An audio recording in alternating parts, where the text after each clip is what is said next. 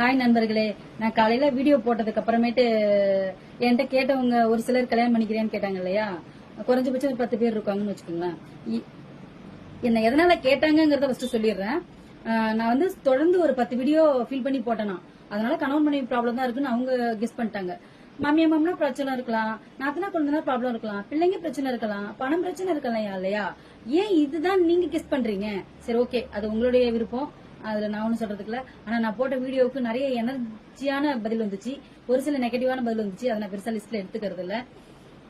இதுல இன்னொன்னு என்ன சொல்ல போறேன்னா, இது வந்து ஃபில்டர். இன்ஸ்டாகிராம்ல ஜென்ஸுங்களாகட்டும் இல்ல லேடிஸுங்களாகட்டும் ஃபேஸ பார்க்காம சும்மா அவங்களுடைய வீடியோஸ மட்டும் வச்சு லவ் பண்றேன்னு சொல்லிக்கிட்டு போகாதீங்க, சரியா? ஃபில்டர் போட்டிருக்கோம், நான் ஃபில்டர் போட்டிருக்கேன், சரியா? நான் உண்மையை தான் சொல்றேன், நான் ஃபில்டர் போட்டிருக்கேன்.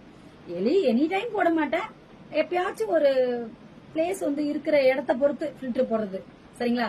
அப்படிங்கும் போது இது ஃபில்டர் போடுறது அப்படிங்கும் போது என்னுடைய ஒரிஜினல் ஃபேஸ பாத்தீங்கன்னா ஓடிடுவீங்க.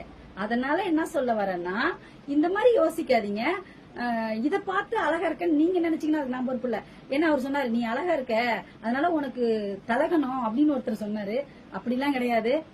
அழகாவே இல்லைன்னாலும் நான் அழகா இல்லையான்னு நான் பிறந்தல இருந்து என் ஃபேஸ கண்ணால பாக்குறேன், எனக்கு தெரியும் என் மூஞ்சி அப்படின்னு.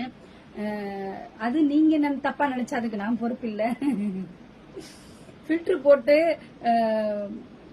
ஜென்ஸுங்க கேர்ள்ஸுங்களை ஏமாத்துறதோ, கேர்ள்ஸுங்க ஜென்ஸுங்களை ஏமாத்துறதோ உலகத்துல நிறைய இருக்கு. ஜாக்கிரதையா இருங்க, சரியா? நானும் ஃபில்டர் தான் போட்டிருக்கேன். உண்மை சொல்றதுல ஒண்ணும் தப்பு இல்லையே, சரிதானே? ஒரிஜினல் ஃபேஸ பாத்துறாதீங்க, ஓடிடுவீங்க.